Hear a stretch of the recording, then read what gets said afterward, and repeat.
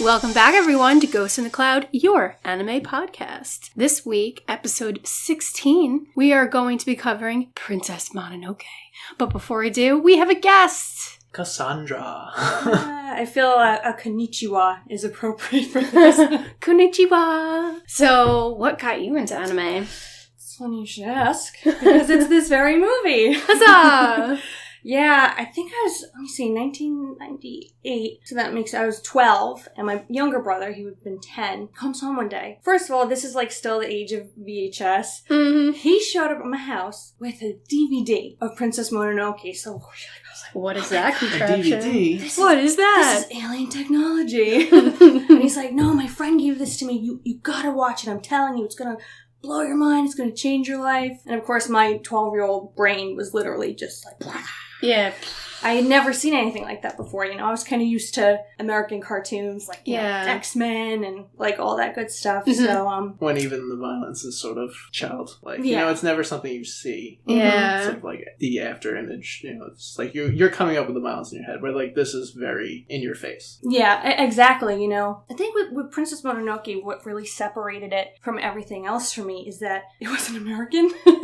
So I think I wanted like a change. I wanted something more dynamic to watch. And after I saw it, as a 12-year-old, I was like, this is the most beautiful thing I've ever seen. I immediately ran out and bought the CD. Nice. Like immediately, because the soundtrack is just, in It's itself, amazing, is yeah. amazing, you know? So, but yeah, pretty much. So I now was that actually you're... saying this to Bridget yesterday. I feel like the Studio Ghibli movies are always like a step above any other kind of anime. Like Yeah, it's just the artistic beautiful. design, just like they seem to just put everything they possibly have into their movies. Yeah. And, I wish like, I it could comes out as live just this in one of the beautiful- movies. It's just like amazingly beautiful thing. I kind of feel like it should have taken like 10 years to make because it looks like Right. it took 10 years to make Yeah. because it's so, like, if you look at it, everything's so clean and crisp. There's nothing just like strange or off about it. It's just, the animation is just absolutely beautiful. And it's, for, you know, the time, it was really unique because you never saw anything like that, especially here for me. Right. Yeah, No, that I was my understand first completely. Miyazaki movie too, and it was completely different than anything I've ever seen. And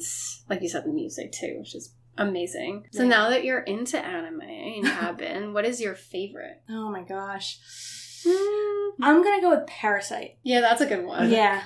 Blake mentioned that as well, right? Yeah, I know John hasn't seen that one yet, but it's a good one. And it's a short one. It's only like a year and a half, 2 years old, right? Yeah. So, and you were saying there's also a live action of it that you said it was good. You liked it? It was actually really good because it's funny. I actually read some reviews about other live action remakes of certain animes, and they Are are you disappointed? All right, not to get off track, but did you watch Death Note? I did Netflix? watch Death Note, yes. And what was your Yeah. thoughts? I was thoroughly disappointed. Oh. Yeah. I really was. I was coming into it thinking, okay, wow, Willem Dafoe's in it. Like, it's going to Yeah, be money. that was like, it gave me some hope when I heard William Up Dafoe until was gonna about be like a villain. year ago, Netflix was turning out like more home runs than they were misses, you know? And, Mhm. like, Yeah. something happened, and I think maybe it's just because of like how many people are now like signing on for all the Marvel stuff. Hmm. Like they're just now throwing things out there, and I really feel like they misstepped with that. Yeah, I think there's a certain formula, too, to, like, franchises and remakes and everything like that. And I think because anime is so unique, you know, in pop culture, you know, American, you know, culture tries to remake it, they miss the boat somehow. You know, Yeah, they that's a good point. really Yeah. can't find the groove that's in those, you know, in those animes and the films, you know, especially like obviously Ghost in the Shell, unfortunately didn't fare tremendously well, critics-wise, but the box office it did very well. You know, 'cause people Yeah, were like, by oh, itself as a movie, it wasn't too bad. Like I know, like I have family members who've never seen anime, like enjoy that movie, so maybe that's why. And then you had That Scarlett also had Hollywood Johansson. money behind it, though. Yeah, Scarlett it did. Johansson was the star, so I know a lot of men out there want to see the movie. Exactly. Yeah. That's fair. So word of the week this week, I thought was appropriate. The word for princess is hime, which I hear it a lot in anime, hime, like princess, but it's actually used more for a young lady of like a higher birth, so it's more like a respectable title than actual like royalty. But when talking about like the daughter of like a monarch, the proper word is ojo. So those like two different words. In the title of the anime, they use hime. For those who haven't seen the movie, spoiler warning. Yeah. It's legit been like, what, 20 We years? always I know, just we always throw say that that. out It's there been 'cause so many years. You had your moment, we but also- we're going to say it. We can't help ourselves sometimes. Yeah. So we try to say, like, okay, for the We're newer not stuff, gonna- we're not yeah. going to spoil it, and then something will slip, and I can't get it out in editing. So Yeah, it's just we're just well, like, yep. We decided to throw that in there. If you were too busy in 1997 watching Titanic, Yeah. you know, come on, like, get That's on fair. board, dude. Yeah, Again, if you haven't seen it, too bad. So sorry. everyone's seen Titanic by now, so everyone has to have seen this movie. So, Right? Princess Mononoke is a 1997 Japanese epic historical fantasy film. Written and directed by, I always mess up names. I'm so bad at this. Oh, come on. Hayao Miyazaki. You can't Produced mess by them up. Studio Ghibli and distributed by Toho. The film was released in the United States in October of 1999, and it was a critical and commercial blockbuster. In Japan, it became the highest grossing film in 1997 and was only uprooted by Titanic, I believe, later that year. So, Damn it, Titanic. even when it came to home purchases, it was top of its game until Spirit Away took it on later. Well, so here's a quick synopsis. While protecting his village from demonic Beauregard, a confident young warrior and last prince of his clan, Ashitaka, is stricken by a deadly curse. To save his life, he must journey to the forests of the west. Once there, he's thrown into the middle of a war between men and forest gods and beasts. The ambitious lady, Eboshi, and her loyal clan of Irontown use their guns against the gods of the forest, and a brave young woman, Princess Mononoke, who is raised by a wolf god, Ashitaka, sees the good in both sides and tries to minimize the spreading of hate and bloodshed. This is met by animosity by both sides as they each see him as supporting the enemy. Well, before we move on, I mentioned that Hime means princess, but Mononoke is directly translated, it means spirit of a thing. Since it has a loose translation, you hear Mononoke is used for monster or ghost or spirit. In this case, I think they refer more to monster, right? So it's princess monster, basically, is the name of the movie. So one of the things I love about Studio Ghibli is how epic their creature design is. Yeah, they're so it is creative. Both creepy and you want to turn away, but it's also completely off the rails, unimaginable. I could never come up with this, and I have a crazy imagination. It never in my mind would I come up with the forest god. The forest spirit is creepy looking, yeah, really cool, really disturbing and looking, really but amazing, and you can't turn away because it's just this is so unique and so different from everything I've seen. Just wow. I think it's my favorite thing about the Studio Ghibli movies is just their design of the characters, especially non-human characters, because they're always just so different from what you see in mainstream anime. Yeah, I think too, I remember the first time I saw it with the demon boar god and all of those almost worm-like things. demon worm that was things. so disturbing to look at. It was so freaky, and I thought to myself, I'm like, no, that's no way. It's too good. It's too cool.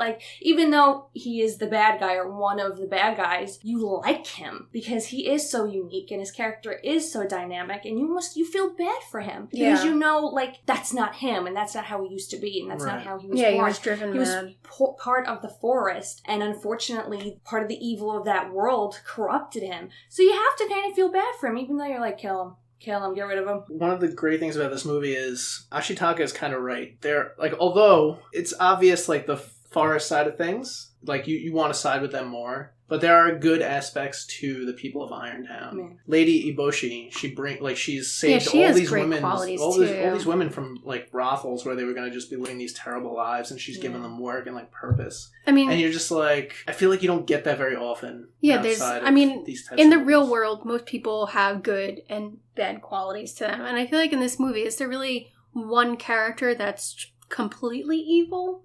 Right. I think it's the kind of thing where it's bad behavior is paved with good intentions type of thing. Yeah. Where she really believes that she's doing the right thing. Mm-hmm. She's advancing, the world itself. She kind of feels like it's her responsibility to change it because the only way it's going to advance is by what she's doing. Right. So she kind of believes her own bullcrap. And I think that the biggest theme in the movie is the environment. It's all about the environment versus as you put it, industrialization. Like this, they have this like steampunk thing going on where they're all about the ironworks and these cool looking rifles and just improving their weapons. See, I sometimes imagine how like the real world was at that time of just industrialization. Yeah. Like when everything was sort of handmade and then it went to factories and just like how the world just turned. And if you think about it too, essentially, obviously it's like a period piece, so I kind of imagine it taking place in Imperial Japan. Because they do mention, Lady Bushi does mention the Emperor of Japan and how she wants, to give the Emperor of Japan the wolf god's head so she can keep doing what she's doing without being stopped for any rhyme or reason. Yeah. So again, like she's doing the right thing at some points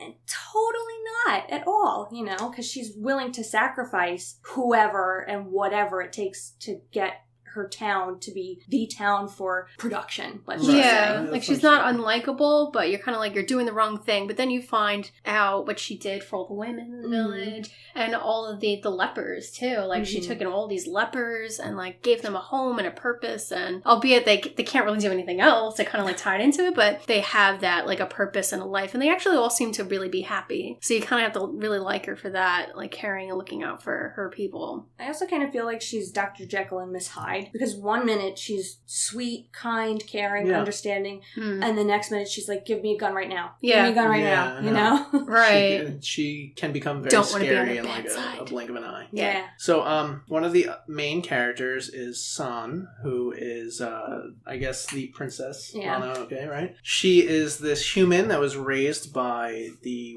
wolf gods. Yeah. Right? And she has this very unique look and just fiendishness to her. That's not how I say that. I'm gonna leave it in. It's I'll let it slide. But she has this animalistic tendency to her, and it's so cool to just watch how she moves. She moves like an animal. She reacts like an animal. Like I love the way she runs. The way she the little, like the way she little attacks, legs and moving. just like how she just throws herself out there, and like her look is amazing. Like her reaction is amazing. And one of the first scenes when Ashitaka sees her across the river, and she like goes up to the wolf god and she's like sucking the blood out. And she just turns around and she just stares him down and spits the blood out. I was just like, that girl's she's got it. Like, she's got some gumption, as my mother would say. She is not someone you want to mess with for sure. And it's such a cool just moment. She just stares them down like, there's no, like, I'm better than you, and I know I'm better than you. You have nothing on me. And it's such a cool sort of, what's the word? Strengthening. I love that scene. It's funny, maybe I'm wrong, you guys probably disagree with me, but I think... Definitely.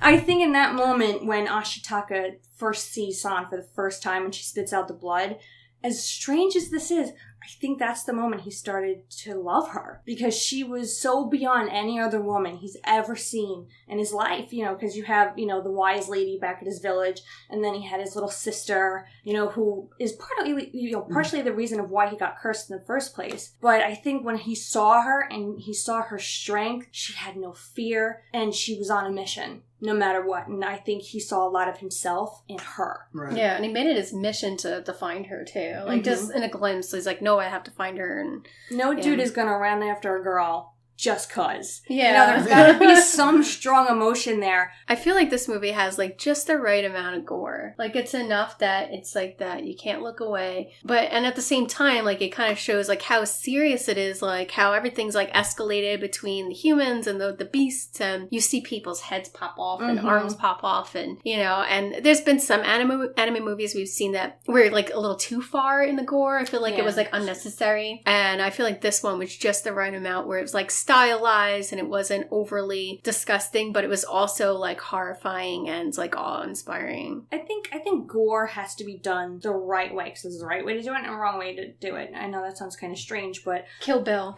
Well, I think they had to do that sort of like smoke screen. That was great. But like when you guys get a chance to watch Parasite, it's extremely gory. It's the same thing with the mangas. I read all the mangas, and even in the books themselves, you're like, oh my god, there's so much blood. But it's done in a way that makes sense to the film and to the plot. Because sometimes there are just movies out there that just gratuitous. And it just takes away from the actual story. Oh, I agree. With Parasite.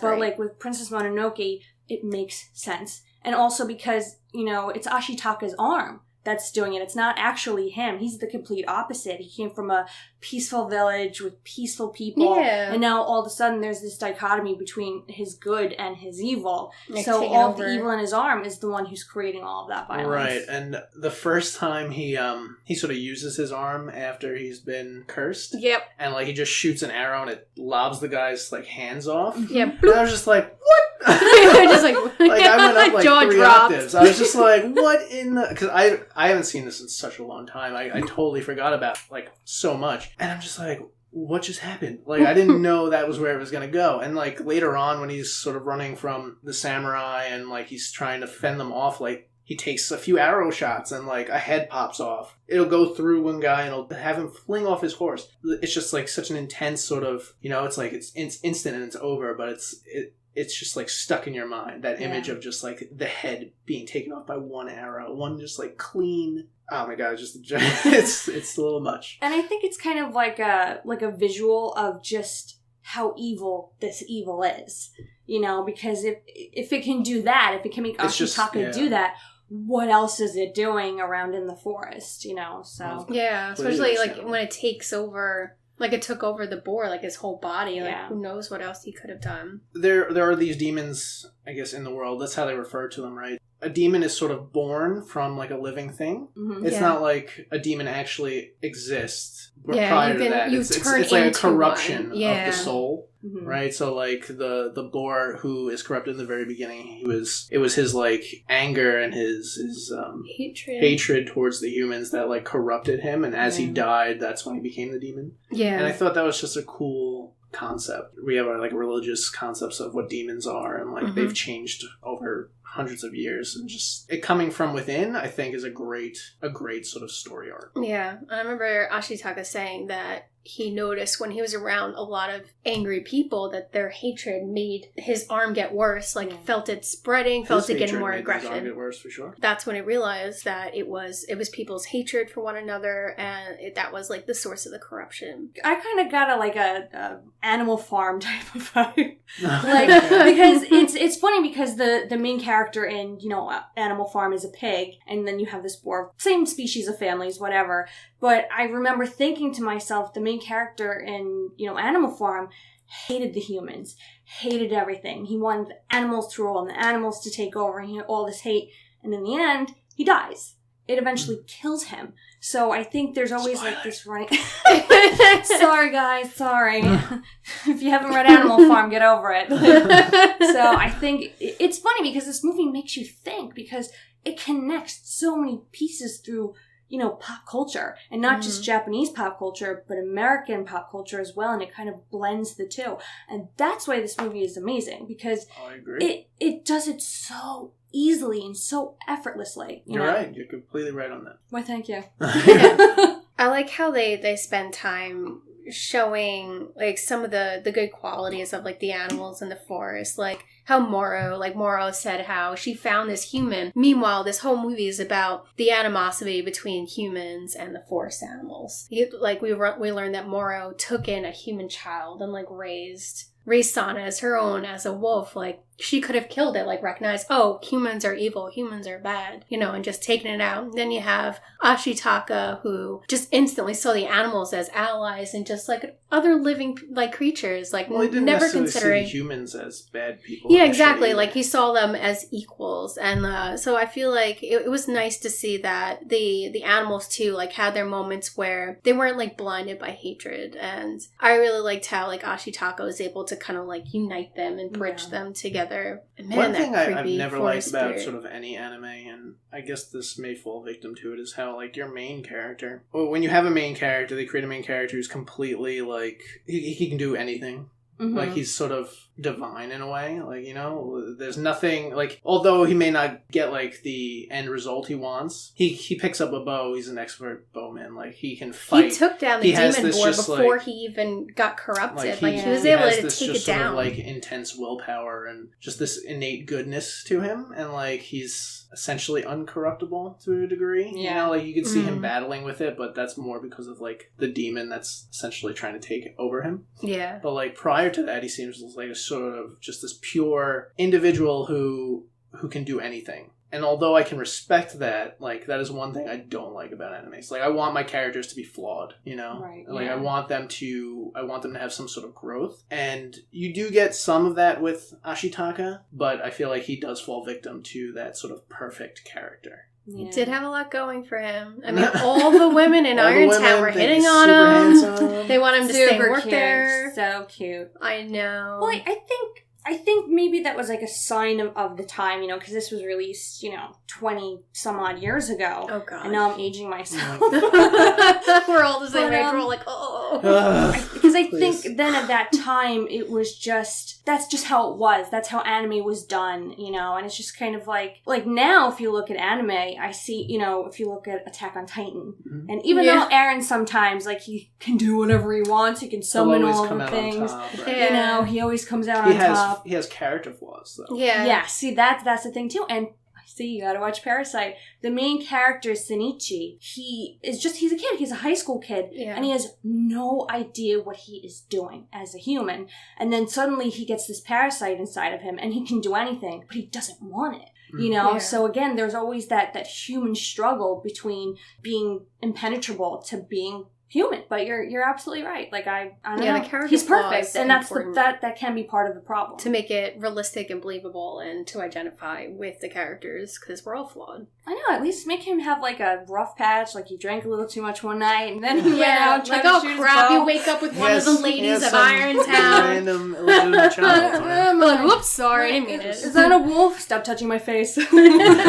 We were talking earlier about the character design and the forest spirits things. I'm not sure what Yeah, they're called. the What are tree they called? spirits. The tree Tree spirits. The tree spirits. spirits. They freaked me out when they first came on the thing. I was just like, you this was gonna that's come so up. weird. And then then you see them like doing different things. At first, it was just like standing there and watching them sitting there. And I was like, okay, that's a little creepy looking, right? And then they start to move, and they move like Their head like rattles. humans, but like they also have like a weird sort of like animal swagger to them. And you're watching these little things run about, and you're just like, at one point I was just like, they kind of remind me of adipose from Doctor Who. I was just gonna say that. Oh And my I god! was just Yay! like- Any Doctor Who fans out there And I was that just like, see, understand the that adipose reference? aren't bad really in props. any way. It's just... And adipose is an actual medical term for fat. Yeah, Oh, we also I didn't have know little adipose somewhere in the apartment too, along That's with so my tree funny that you spirits. said that. I feel like you just reached into my brain and went, give it to me. We're on the same wavelength. That's what Yeah. it is. There's like the scenes where they're just sort of turning their heads, and you get like the click. Yeah, the rattle. It kind of gives me chills. Like, just like a pack of Tic Tacs if you shake it. yeah, exactly. Like, and oh man, it was. I think they're it was- cute. I don't too. I think they're adorable. I want one not as a pet. cute. I just think they're very strange, but that's the like appeal of a Studio Ghibli movie, the strange. Yeah, Like, so, that's but they were something. saying like the tree spirits, they show up in the forest when it's a sign of a healthy forest. So Yeah. the more that were showing up, like the more rich and like You know green what's- and lush the What I forest love was. about this is in every Studio Ghibli movie, you get the feel that the artists are really confident with their work. Like, you'll have completed works of art and stuff like that, and like an artist will critique themselves. But like, as I watch these movies and just how everything intertwines, how the background is, how the animals or the people move, and you just get a sense of like pride from the work, which I don't think you get. Like, I don't see it in like everyday anime. Right. Like in these sort of movies where they've taken years to sort of come up with their story and their design, like you get that sense of pride and like, what, this was my vision. This is exactly what I wanted. I mean, maybe that isn't the case, but that's how it comes Honestly, across. I think it is. And I think this is very relevant. I think everyone should go online and Google the Miyazaki's documentary. Yeah, and you get I to just watch watched that. him as he makes a movie, and you get to see the inside of his studio. He even brings you watched inside his home. Yeah, we watched it a while ago. It's like, it's beautiful and like therapeutic to watch because it's so relaxing. But the process of them making a movie they're is just stressed to the amazing. nines. And they're very meticulous, and everything is like hand done, and it's so wonderful to watch. It's kind of like scary to think about because Miyazaki's older, right? He's Yeah. not going to be around. He keeps much saying he's going longer. to retire, and then he's like, "What? No, And never mind. No, I he's changed my gotta be mind." what, in his 70s? Maybe I think he's older than that. I think he's upper 70s. Like, Man, good Don't for quote him. me. I don't want to Google it. I don't want to say like bad things. He's a retired. I'm like afraid when he goes. Yeah. You know, because like there's gonna be like a level of style that just vanishes. And like, granted, there's his studio and the people behind his studio obviously have the same vision. Studio Pana. It's sort of like for Americans, it's like when Stan Lee dies, he created God, all of these like characters that are just entwined in everyone's lives nowadays. Like I'm kind of worried about this because as I watch more Miyazaki films, I'm just like, these are so wonderful. I think Studio Panak will continue to carry. Well, I don't think torch. Studio Ghibli's going anywhere, right? Yes, I know that Miyazaki is. He decided he's going to make a movie and it's going to be completed by next year, and he hasn't even gotten the approval to proceed, and he's already started working on it. But here's what I wonder, because I watch an anime like this, and it's all hand drawn, it's all cell shading. But then you look at like Attack on Titan, or like Parasite, or Black Butler. Even it's all computer generated. Nothing is really hand drawn anymore. I know, it's like saddening. It's a bummer, but it's the sign of the times, really. And I mean, there's a majority of anime that I absolutely love from today, but look at Cowboy Bebop. That is absolutely the most gorgeous thing I've ever seen in my life. And of course, every young girl gets a crush on Spike, because you have to have that one cartoon every young crush. Boy also gets I had a crush on the corgi. I want the corgi. Exactly. You want Ein. But, I mean, they're talking about, like, bringing it back, maybe as, like, a live action, and it's, like, it's scary, because, like, don't do it. Exactly. Yeah. Like, a couple of years ago. You want it to happen, because you're just like, maybe it'll be good this time. Maybe, like, they'll get it right, but you just, like, you can't roll that dice. Yeah, even, like, the Attack on Titan live-action movie, I don't even know what I was watching. I was like, what is this? Why does Mikasa hate him? I thought they got the creepiness of, not to get sidetracked, but I thought they got the creepiness of the Titans. And, like, the baby Titan, too. With when you see its mouth crack open for the first time. I thought they were all so creepy. And I was just like, I'd be shitting myself. If I was, like, anyone in this world, first curse of the episode, I would be just like, kill me. Just like, please, just end it quick.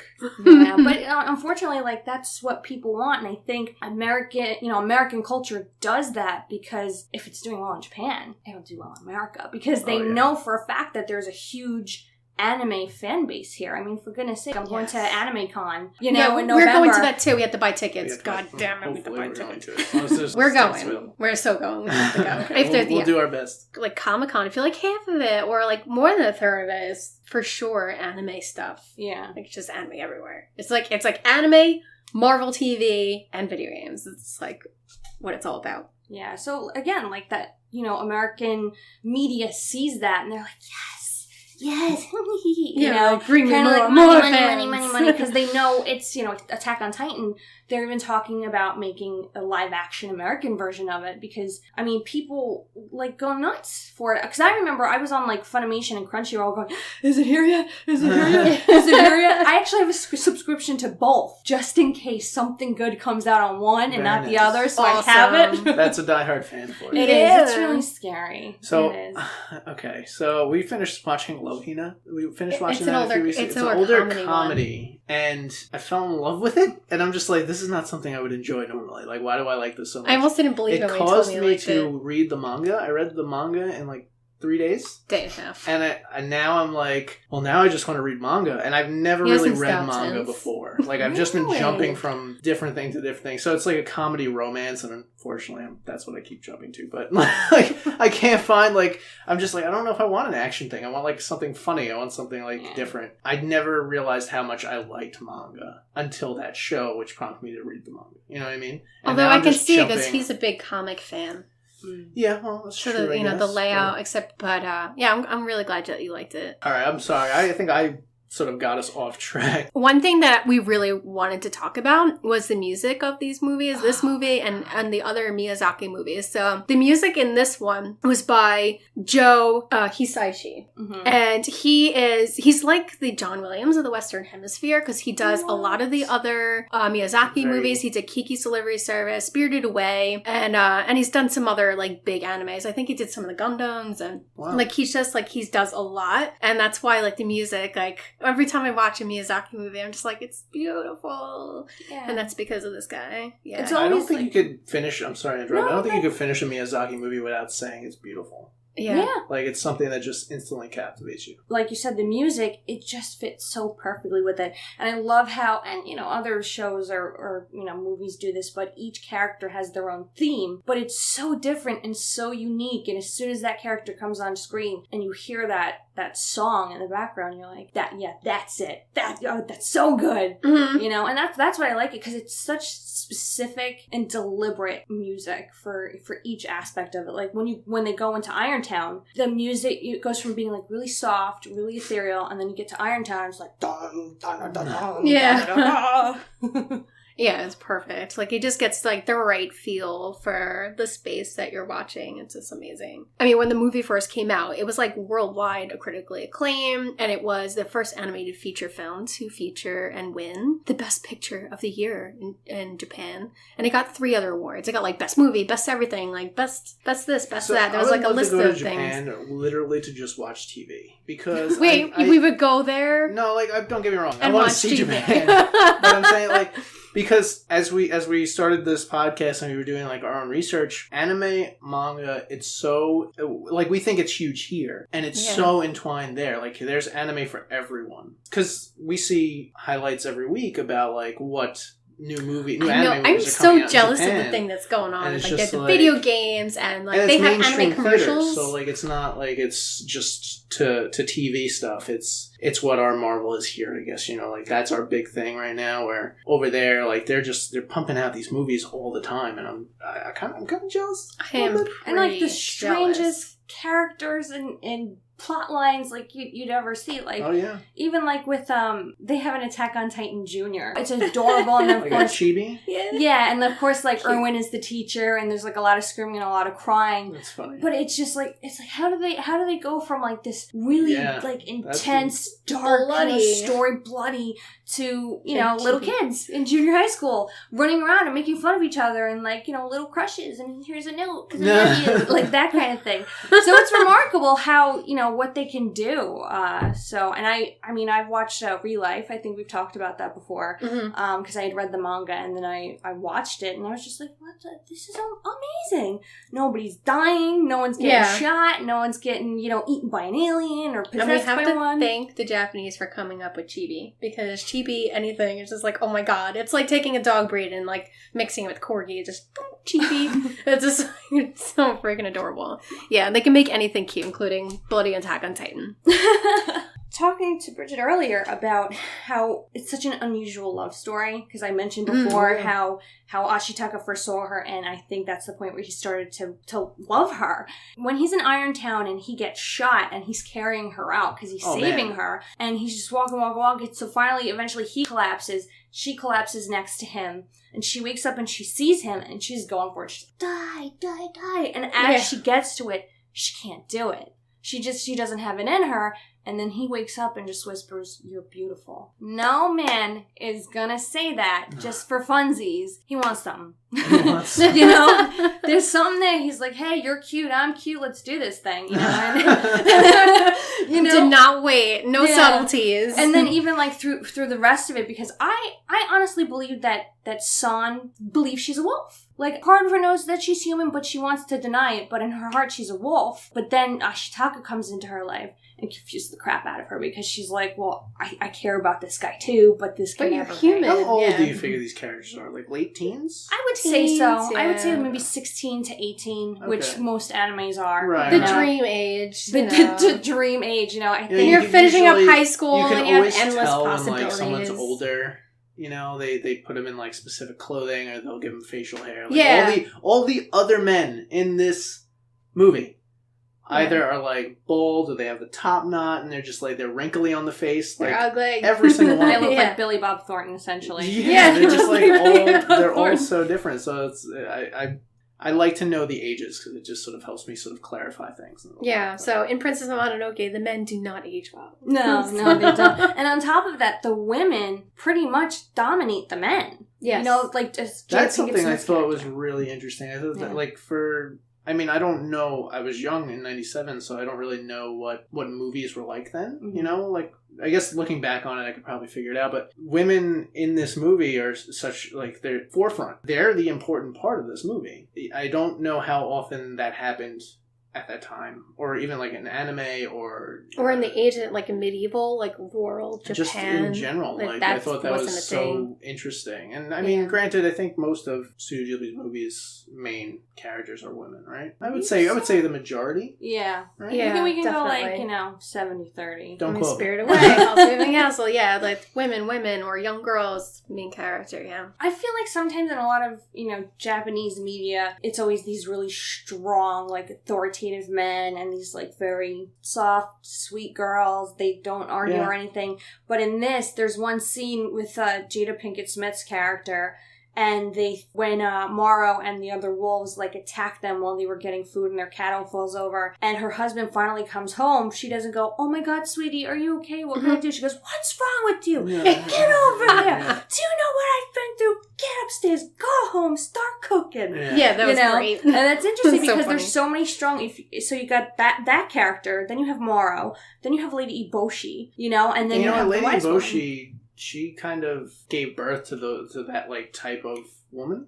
Mm-hmm. I don't want to missay something. Like I don't think those women would have that courage and that outwardness without Lady Eboshi, and it's like one of the qualities you kind of respect from that character. She's not only given these women like a place to stay and work and prosper, but like she's given them the courage to be more than what they were. She pretty much made Irontown. But here's the thing, though. This is a double-edged sword. And I was thinking about this last night, actually, which is, yes, Lady Eboshi has done this for all of these women, but it kind of seems like, I don't know, almost like indentured servitude, because, they have to work, they have to do these She things. bought them. Exactly. She essentially From brothels. bought them from brothels, and then she's I like, guess "Oh, they you're a try to leper, I don't care, come play on that in." down though, because the women actually want to be there. Yeah, they're Yeah. happy. Like, they marry who they are want. happy for They the have most 4-day shifts, but they seem when happy. they said that, I was just like, phew. Yeah, it's like, say what? Exactly. But they were all smiling. Yeah. They were all happy. They were all I just thought it was interesting. personality were the dominant of all. The men are wrapped around their fingers. I also think San could take Ashitaka. If he didn't have the demon arm, I think she could easily take him. Oh, absolutely. I think she'd no bite his hand question. off or something. I can't get the image of her just spitting the blood out, staring him down. Yeah, talk about a first impression. Like, she was just like, whoa. And I think, too, with, like, Lady Eboshi talking about strong women, when Morrow gets decapitated, and at the last minute, she's like, "You know what? I got you, girl," and then bites her arm off. I know. And Lady Just Eboshi, the head. Yeah, and then Lady Eboshi is, like, holding her arm, and she's like, I'm gonna go home now. A little help? I'm good, though. You guys keep doing what you're doing. Yeah. Get your crap. Let's go. And, like, and I think that's such an interesting point of her that nothing stops her. And it doesn't matter if she loses an arm, if she loses both arms and both legs, she's still going to be in Irontown. Like, you do this, you do that. Yeah. You do She's this, like, I got this. Adjust my pillow. Like, I think she's a great character. I mean, Yeah. I don't root for her, but she's definitely a great character. you know what? It's funny. You don't root for her, but at the same time, there's this like villainous likability about her, especially with Minnie Driver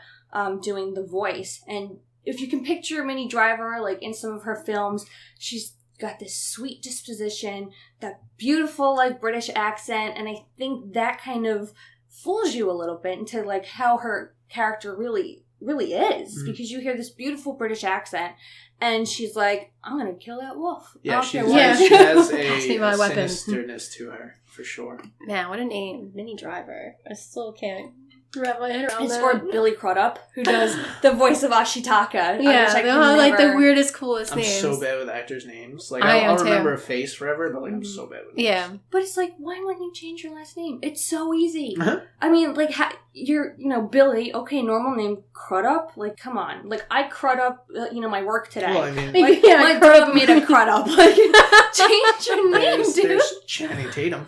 I mean, Channing Tatum's not a normal name for sure.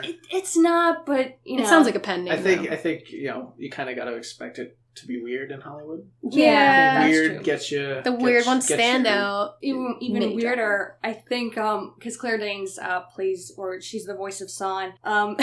Billy Crudup was actually with Mary Louise Parker.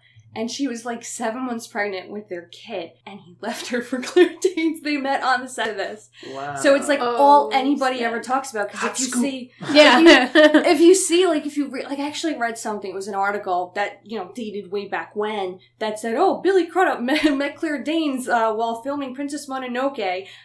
He also left his girlfriend for her." It's like, you're gonna talk about the movie, and then you're gonna talk about how this guy done wrong. That's crazy. Again, it's all about hatred and corruption, and all we need to do is think lovely thoughts, and we'll save the forest spirit. So it's about the creepy forest spirit. The cosplay corner this week. I mean, there was so many people that did an amazing job dressing up as Sam because of, like, you know, the white fur and the mask. Like, I even tried making the mask at one point.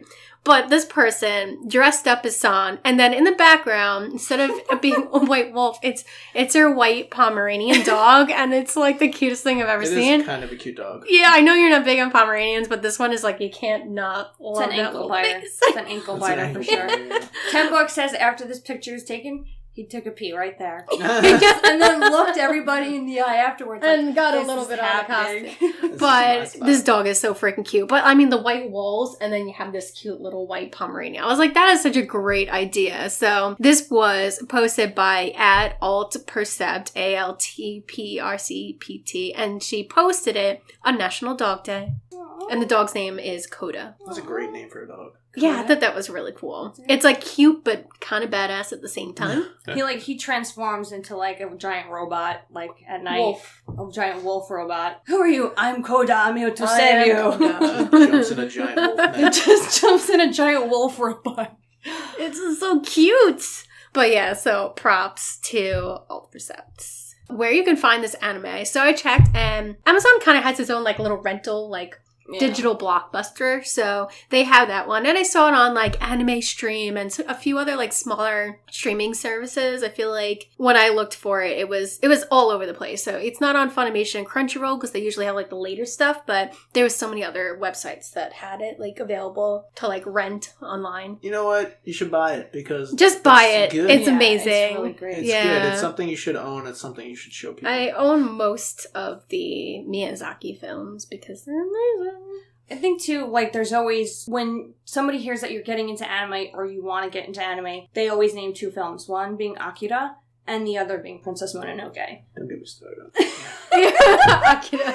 Don't get me started. I mean, it's like it's a game changer. That movie like really helped shape the way anime is now. Yeah. But don't deny that. But it's dated. Yeah. It's dated, and it's not my favorite. It's not like our thing, but it's like, but we respect it for the art project that it is. Yeah. Except for the characters' illustrations. They all look the same. Like they the did. main characters. The woman and like the two main characters, the man and woman, looked exactly alike, except one had boobs. And it was so funny. It's like, is that the girl? Oh, yep, I see the bumps under the shirt. That's the female. Okay. That's the one thing about anime that I can't stand is because it looks like a kid, but it's got like a D cup. Like, it never makes sense. What milk did you drink growing up? It's like, how did that happen? Bothers me, because, like, I'm just like, wait a minute, how old are you? Exactly, you kind of feel like, that's she's anime. like, I love you, marry me, and you're like, this feels wrong. I have. And that's called fan service. Very strange. But yeah. So we're doing Steins Gate. Blah, blah, blah. Steins Gate. The only thing he doesn't like it. Okay. You're gonna get her to attack me. I don't want to. It's not that I don't like it. I just think for the first 10 episodes we watched, it's needlessly all complicated. of them, all the episodes we've watched. It is, and the characters. I don't have like any relationship with any of the characters. Like, I don't care for them. Yeah, you know, they haven't done like a job where I was just like, well, I want to see. Don't get me wrong, I want to see how it goes more for the science like factor. Like, I want to see how what they interpret. As, they do explain like, more about the science. Time travel and timer. I just don't like the characters. Yeah. Well, you know what? The two main characters, maybe it'll change when I'm done. The two main characters, like when the big thing happens with the thing. The big thing with the thing. The thing with the thing. You see see how much like one character really cares for the other character. This is great podcast. Well, I don't want to spoil anything for you, so. So yeah, you know what? I think next week we will likely be doing Steins Gate. Yes, I hope so. Yeah. You know, it's I can't wait to see him like it by the end of it. That's what I really want. But how could you not like Oak Green? I call him Oak Green. I know. I just love. He's like, that's not my name, but he still lets her do it anyway. But it's really good. You should actually. That relationship is like the only relationship I enjoy. Like Oak Green and. Yeah. She's kind of a biatch, though. Young girl? Yeah, like her. I think she's just he calls her an airhead. Christina, right? Oh, no, not Christina. Christina. The best one friend. who pulls... Oh, the the 12-year-old best with double D's? friend. Yeah. Yeah. Like, it just She's seems... just it seems like pure-hearted, yeah, it seems like a more pure adorable, relationship. And, like... And she loves him unconditionally. He can talk crap to her all day long. She's like, I'm gonna go make fish sticks. Yeah, like, you know? Amazing. Anime is giving false expectations is what it's doing. Well, yeah, it's gonna make young boys think that this is how women actually It's look. not. But in actuality, I don't dress like this at home. I wear, a t-shirt and sweatpants. So get ready, got guys. my t-shirt on already. I couldn't wait. Like, get ready, guys. False hopes, bro. But, I think that it's not like I dislike the show. It's just... I mean, have a lot of issue with it. They explain more about the science behind it, which I think you'll enjoy. That's your thing. And then also like the relationship between the two main characters, not Christina, but the best friend. Yeah. That relationship, they focus more on that one. Yeah, and it's really good. He's only really sensitive to her. Yeah, that's the only person that's like his Achilles heel is Yeah. her. And you realize like, oh, he really cares for her, even though he doesn't really show it. And they focus more on that. It's really good. Yeah. Princess Mononoke was the reason why I got into anime, and, I think it holds up. I really do think it holds up. This definitely Yes. Because I showed it to my boyfriend because he actually didn't realize that Dragon Ball Z was an anime. So he's been watching Dragon Ball for, like, his entire life. Right. And then suddenly, like, when we met, I was still into it, but I didn't really watch it all that much because nothing was, like, tickling my fancy or whatever. And then he saw Attack on Titan and he immediately got right back into it. Yeah. And then, he's like, oh, how come Dragon Ball Z is on Crunchyroll and Funimation? I'm like, bro, come on. We actually did it. And I made him watch this movie. So he really, when I was telling him I was coming to do this today, he's like, I never saw that. I'm like, yes, you did. I was there.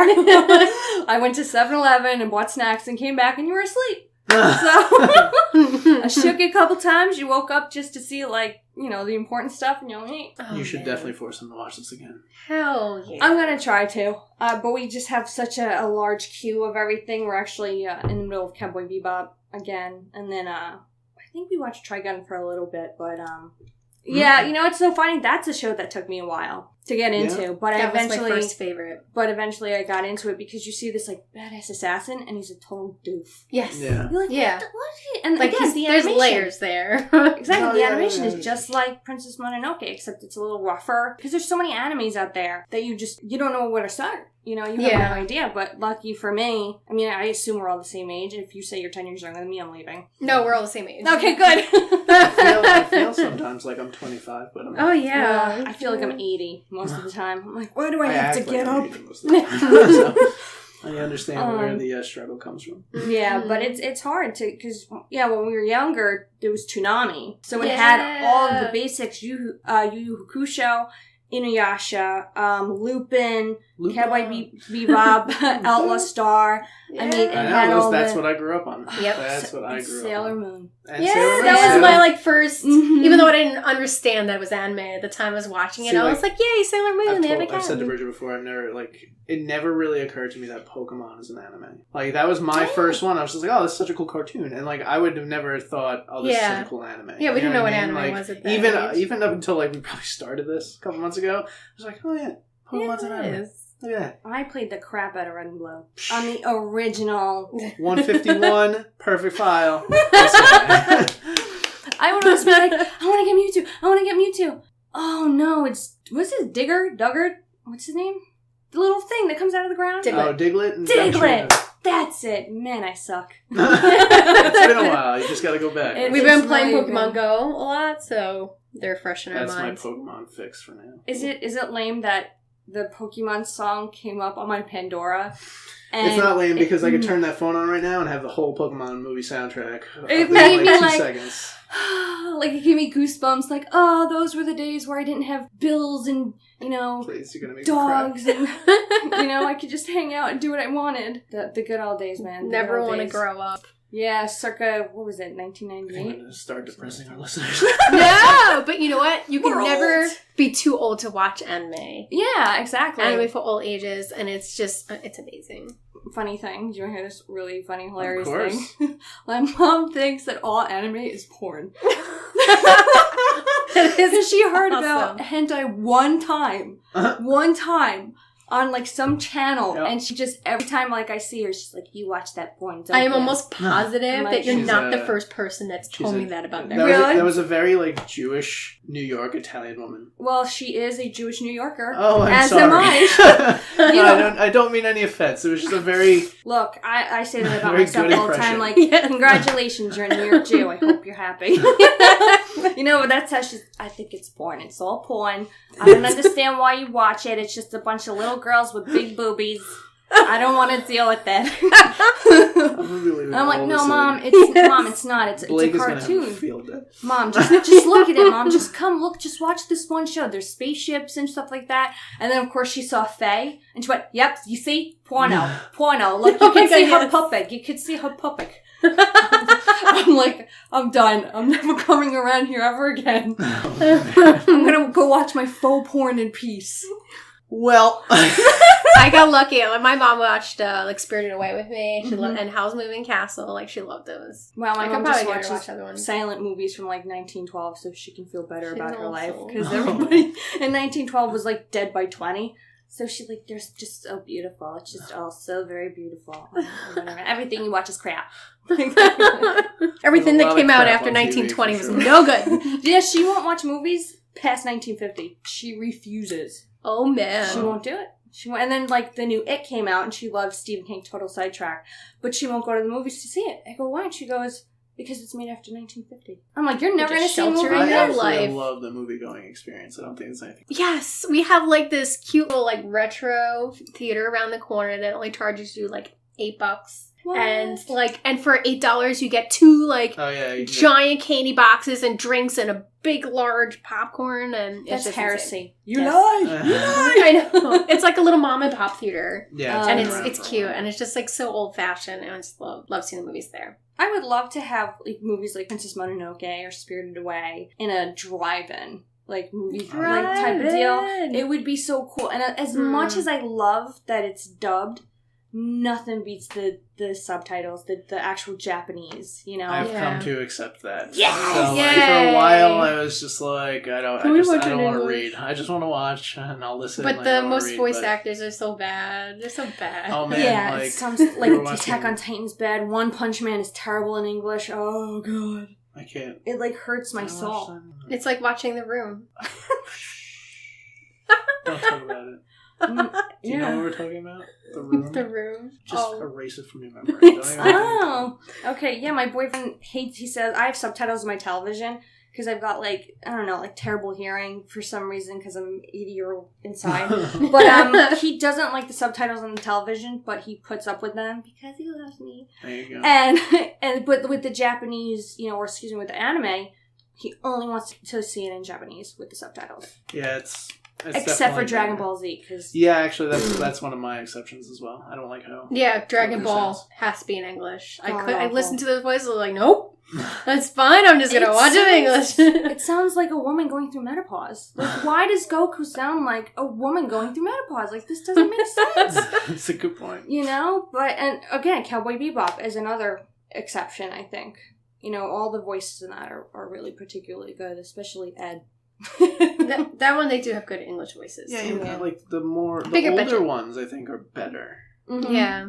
compared to the newer stuff. Yeah, like with Attack on Titan, the English is crap, and then Parasite, the voice actors are so terrible. It just it hurts my soul to You'd even think know that it exists. now with anime being so big Mhm. in the United States that they would get people in the United States to be more willing to do the voice acting. You like think that? this, like Princess I'll Mononoke. do the voice acting. I'll do But it like, all day. I mean, with the Miyazaki At movies. John Clark. But with the Miyazaki movies, like they actually hire like English actors, Well, like and they have a legitimate much actors. they have a bigger budget. I mean, I told you Howl's Moving Castle, which is my absolute favorite. The main character is done by Christian Bale. Oh, and sorry. The moan coming out. And then there's I'm leaving it in this there, fire demon named Calcifer, and his voice is done by Billy Crystal. Oh my and it's just like, it's just awesome to hear like these familiar names in an anime character. It's great. Oh my god. And they do an amazing job, of course. So. And one last thing, Billy Bob Thornton, who plays the monk, actually won an Oscar For this? that same year. No, for that's awful, god-awful movie, Sling Blade. The one that I saw for 10 minutes, and I went, nope, can't do it, can't do it. Too creepy, I can't do it. But yeah, he actually won an Oscar for that, and I think he did this right after. Oh, wow. So, nice. I mean, at the time, he was like a big deal, quote unquote. I'm doing air quotes, people. Air quotes. Dear listeners, I'm doing air quotes. Which is pretty cool. And same thing with Claire Danes. She just did Romeo and Juliet with Leonardo DiCaprio. Oh, sorry. Christian Bale, Leonardo DiCaprio, apparently. I know. Cassandra's weakness. Yep. Also, sushi is another weakness, and every candy on the face of the planet. Oh, So dear. at my funeral, just throw like every Sour Patch Kids, whatever you can, into my grave. So at least I'm going in with something I love. You know. I brought home chocolate chip cookies for you. Oh, those little tiny baby cookies that I ate for breakfast? The Tate's cookies. I had mine for breakfast. Tate's chocolate chip cookies. Awesome. Sweet. Okay. All right. Well. All right. Well. I'm all worked up over this. it's all that Leo. Yeah. Is that Leo? Leo DeCap. All right, guys. So don't forget, you can always email us at gitcanime@gmail.com. And we're always on SoundCloud and iTunes. You can download our episodes every Sunday evening. Or if you're our Patreon member, you can get them a day early along with some other amazing rewards. So you can find our Facebook and Twitter and Patreon just by looking for GITC Anime. I don't have a single one of those social media thingies. Yeah. Wow. I have- Congratulations. I don't know how to use it. John's not much better. Oh He my only has God, Twitter. That's amazing. I'm like, what's I'm it like very impressed right now because I succumbed to Twitter. Like I had Facebook when it first started. I was just like, this is too much. I'm getting out. Like I was literally using it for just like video games. Oh my God. And I'm just like, I don't need another outlet to play video games. So I got rid of Yeah. Facebook and I was like Twitter. And then for whatever reason, I got super political last year. And now I'm like following all these political He's people on always Twitter. on Twitter now. It drives me nuts, but I can't get rid of it. Stay away. Well, the thing is like, I was asking my brother about it because he has a Twitter. And I'm like, I don't understand. Like, you're not famous. Like, why do you need it? And he's like, dude, get a Twitter. I'm like, why? So I can go, today I did a piece of bread. I need to go to sleep. Puppies are pretty. Like, what? Yeah, like, there's no everybody point. gets- Like, yeah. nobody wants to know about my life, especially me. Oh. My life is boring. I don't Oh. care. I literally come home, eat dinner, pet my dog, do homework, and go to bed. I've only just met you, and I think you're pretty cool. So. Yeah, you're So, a winner, and yeah. I do the social media, and I'll tweet about there's like silly things like it's almost Friday, people, and I'll show like Pikachu doing like a happy dance or something. But then I love like finding interesting things in the anime world that I'll retweet, and or like stuff about our podcast, like any updates. So like it's interesting, and I follow like so many like anime groups, so I get to find out like when stuff's coming out, or just like people like fawning over their favorite anime characters. It's just funny to watch. I also didn't know what Instagram was until like last week. I have an Instagram. I forgot I'm to not mention even that kidding. Tyler, actually, our coworker, told me, he was like, "Oh, look at this picture of my dog. Look at all these pictures of my dog." I'm like, "What the hell is that?" And he's like, "It's Instagram." I'm like, Instagram. What is it for? And he goes, "For pictures." I'm like, "Why?" Stay in the dark. No, like, I love Instagram. Stay off the grid. I forgot to just mention I'm it like, when I did nobody social wants media. to see pictures of my fat dog. Oh. Nobody wants to see pictures of this new sneakers I bought yesterday. I bought like a new pair of if you want to sneakers post pictures about your dog, I will look because I love dogs. Yeah, my dog is my supervisor. He calls him, what does he call him? Something like Mexican horntail because he's a Rhodesian Ridgeback. Oh. And they're not the most common dog around That here. sounds No, like a they're Harry not. Potter But, dragon. yeah, he's 90 pounds, and I have a ton of videos, but you know what? It's for my own archives, not for the 12 followers I could possibly have. I'm not certain individuals in this country today who rely on Twitter to get the message out. Sorry to anybody who's supporters of certain something. I don't freaking care. No, that's quite alright. I think we're all on the same fun. page here. So, thank you for listening. Thank you, Cassandra, for joining us. Yeah. We definitely would love to have you back for Steinsgate. Steins And Gate, anything dude. else, of course, just let us know. Parasite. Parasite. Yes, Ooh. I'm looking for Yeah, After Steinsgate. It was a toss-up between Erased and Steins Parasite. I'm telling you, it will change your life. You will laugh, you will cry, you will wish that you could be a part of that to, like, save people. Even my boyfriend cried at one point, because it was just, like, such a powerful thing when something happens, and then you're like, you can't believe it happens, and then he's crying, and then you're just like, waterworks, you need a tissue, go to therapy, come back, watch some more, you know? All right, well, thank you, That's what everybody. everyone does. Bye, We will guys. catch you next week, and please let us know what you think of our podcast. We'd love to hear any Yes, comment, rate, comments? review. Woo. Thanks. Bye. Bye, guys.